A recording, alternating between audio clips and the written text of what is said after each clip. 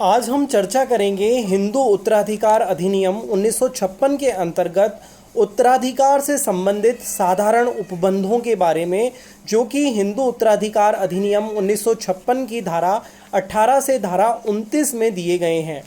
जैसा कि हम पहले देख चुके हैं कि इस अधिनियम की धारा 8 में ये बताया गया है कि एक निर्वसियत मरने वाले हिंदू पुरुष की संपत्ति प्रथमतः उन वारिसों को जो इस अधिनियम हिंदू उत्तराधिकार अधिनियम 1956 के साथ दी गई अनुसूची के वर्ग 1 शेड्यूल 1 में क्लास 1 में विनिर्दिष्ट संबंधी हैं को जाएगी। अनुसूची के वर्ग 1 में क्लास 1 में एक निर्वसियत मरने वाले हिंदू के कुल 16 वारिस उत्तराधिकारी बताए गए हैं, जिनमें पुत्र, पुत्री, विधवा, माता, पूर्वमृत पुत्र का पुत्र, पूर्वमृत पुत्र की पुत्री, पूर्वमृत पुत्री का पुत्र, पूर्वमृत पुत्री की पुत्री, पूर्वमृत पुत्र की विधवा, पूर्वमृत पुत्र के पूर्वमृत पुत्र की पुत्र, पूर्वमृत पुत्र के पूर्वमृत पुत्र की पुत्री, पूर्वमृत पुत्र के पूर्वमृत पुत्र की विधवा, पूर्वमृत पुत्री की पूर्वमृत पुत्री का पुत्र, पूर्वमृत पुत्री की पूर्वमृत पुत्री की पुत्री, पूर्वमृत पुत्री के पूर्वमृत पुत्र की पुत्री, पूर्वमृत पुत्र की पूर्वमृत पुत्री की पुत्री। ये कुल 16 उत्तराधिकारी बताए गए हैं क्लास 1 वर्ग 1 के अनुसार, जो एक निर्वसियत मरने वाले हिंदू पुरुष की संपत्ति को बराबर प्राप्त करने के अधिकारी होते हैं। अब अगर किसी निर्वसियत मरने वाले हिंदू पुरुष के उपरोक्त वर्ग 1 में बताए गए उत्तराधिकारियों में से अगर कोई उत्तराधिकारी नहीं है, तो द्वितीय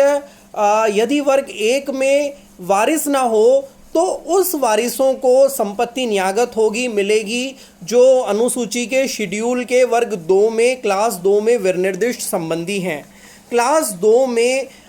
कुछ संबंधी बताए गए हैं जिनकी संख्या 23 है, जिसमें पिता, पुत्र की पुत्री का पुत्र, पुत्र की पुत्री की पुत्री, भाई बहन,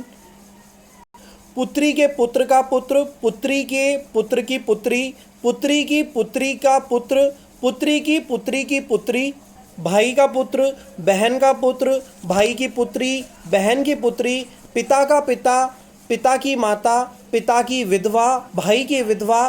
पिता का भाई, पिता की बहन, माता का पिता, माता की माता और माता का भाई और माता की बहन। कुल 23 व्यक्ति एक निर्वसियत मरने वाले हिंदू के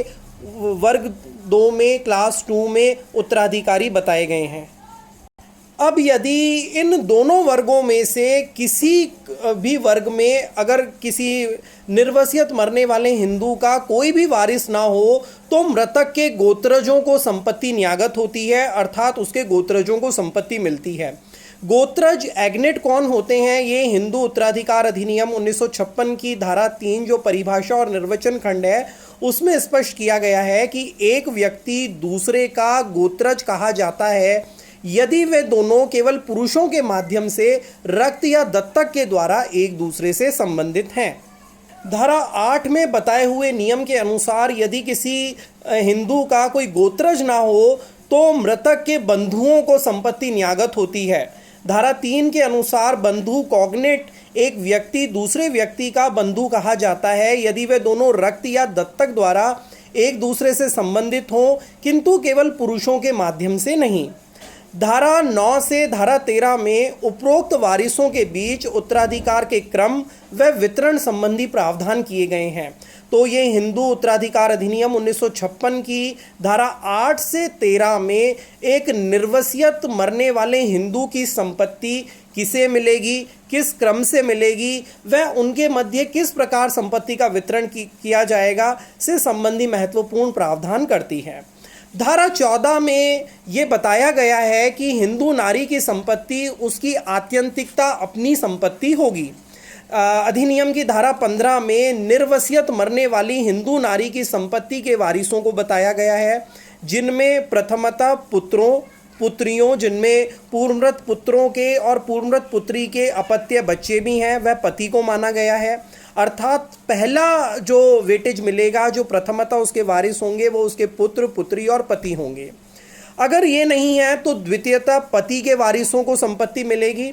अगर पति के वारिस नहीं है तो तृतीयतः माता और पिता को, अर्थात निर्वसियत मरने वाली हिंदू नारी के अगर पुत्र पुत्री पति नहीं है तो उसके पति के वारिसों को संपत्ति मिलेगी, और उपरोक्त दोनों नहीं है तो तृतीयतः माता और पिता को संपत्ति मिलेगी। अगर माता और पिता भी नहीं है तो चतुर्थतः पिता के वारिसों को संपत्ति मिलेगी, और अगर पिता के वारिस भी नहीं है तो अंततः माता के वारिसों को संपत्ति न्यागत होगी। इस धारा 15 में ही इस नियम का कुछ अपवादिक परिस्थितियां भी बताई गई है।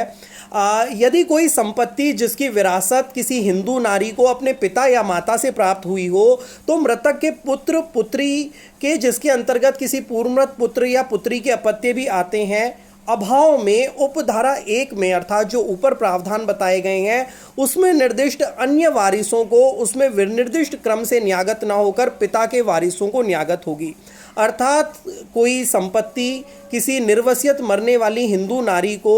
कोई संपत्ति विरासत में उसके पिता के परिवार से मिली है, उसको पीहर पक्ष से मिली है, तो वो उसके पुत्र और पुत्रियों को मिलेगी। अगर उसके पुत्र या पुत्री नहीं है या पूर्वमृत पुत्र के या पूर्वमृत पुत्री के अपत्य नहीं है तो वो उसके पिता के वारिसों को संपत्ति जाएगी। और आगे इसी में बताया गया है कि कोई संपत्ति जो हिंदू नारी को अपने पति या अपने ससुर से विरासत में प्राप्त हुई हो तो मृतक के किसी पुत्र या पुत्रों के, जिसके अंतर्गत किसी पूर्वमृत पुत्र या पुत्री के अपत्य भी आते हैं, अभाव में ऊपर बताए गए अन्य वारिसों को के क्रम से न्यागत न होकर पति के वारिसों को ही न्यागत होगी। अर्थात कोई पति के परिवार से विरासत में कोई संपदा अगर हिंदू नारी को मिली है तो उसके पुत्र या पुत्र नहीं है, पूर्वमृत पुत्र या पुत्री के अपत्य भी नहीं है, तो वह सीधी डायरेक्ट पति के वारिसों को मिलेगी। अधिनियम की धारा 16 में निर्वसियत मरने वाली हिंदू नारी के वारिसों में उत्तराधिकार के क्रम और वितरण की रीति को भी बताया गया है। उत्तराधिकार से संबंधित जो साधारण उपबंध हैं, general provisions relating to succession है, उसमें धारा 18 के अंतर्गत ये बताया गया है कि पूर्ण रक्त को अर्ध रक्त पर अधिमान प्राप्त है, full blood prefer to half blood. धारा 3 के अनुसार पूर्ण रक्त या फुल ब्लड से अभिप्राय ये है कि कोई भी व्यक्ति एक दूसरे से पूर्ण रक्त से फुल ब्लड द्वारा संबंधी तब कहे जाते हैं जबकि वे एक ही पूर्वज से उसकी एक ही पत्नी के द्वारा अवजनित हुए हों, अर्थात एक ही माता और एक ही पिता की संतान हो, एक ही पूर्वज से उसकी एक ही पत्नी के द्वारा पैदा हुए हों। अर्ध रक्त हाफ ब्लड, कोई भी दो व्यक्ति एक दूसरे से हाफ ब्लड से अर्ध रक्त से संबंधित तब कहे जाते हैं जबकि वे एक ही पूर्वज से किंतु उसकी भिन्न भिन्न पत्नियों के द्वारा अवजनित पैदा हुए हों। जब पिता एक हो परंतु दो बच्चों की माताएं अलग अलग हो तो वे आपस में हाफ ब्लड से संबंधी कहे जाते हैं, अर्ध रक्त से संबंधी कहे जाते हैं। तो धारा 18 ये प्रावधान करती है कि निर्वसियत से पूर्ण रक्त संबंध रखने वाले वारिसों को अर्ध रक्त संबंध रखने वाले वारिसों पर अधिमान प्राप्त होगा यदि उस संबंध की प्रकृति सब प्रकार से वही हो। heirs related to an intestate by full blood shall be preferred to heirs related by half blood if the nature of the relationship is the same in every other respect। धारा 19 के अंतर्गत दो या अधिक वारिसों के उत्तराधिकार का ढंग बताया गया है, मोड ऑफ सक्सेशन ऑफ 2 और मोर heirs। यदि दो या अधिक वारिस निर्वसियत की संपत्ति के एक साथ उत्तराधिकारी होते हैं तो वह संपत्ति को किस प्रकार से पाएंगे ये ढंग बताया गया है। पहला जो ढंग बताया गया है कि इस अधिनियम में अभिव्यक्त तौर पर अन्यथा उपबंधित के सिवाय व्यक्तिवार न कि शाखावार आधार पर लेंगे। If 2 or more heirs succeed together to the property of an intestate, they shall take the property save as otherwise expressly provided in this act per capita and not per strips।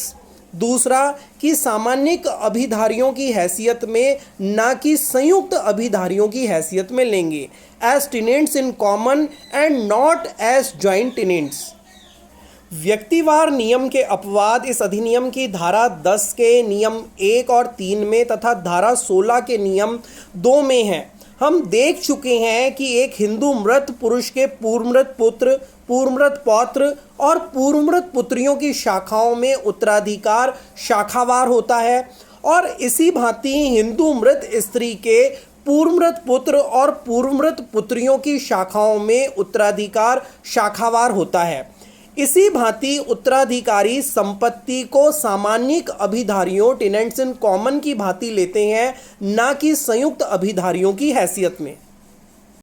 अधिनियम की धारा 20 गर्भ में स्थित अपत्यों के अधिकार के बारे में प्रावधान करती है। धारा 20 के अंतर्गत नियम ये है कि अपत्य निर्वसियत की मृत्यु के समय गर्भ में स्थित था और तत्पश्चात जीवित है, तो उसके निर्वसियत की विरासत के विषय में वही अधिकार होंगे जो उसके तब होते यदि वह निर्वसियत की मृत्यु के पूर्व पैदा हुआ होता, और ऐसी स्थिति में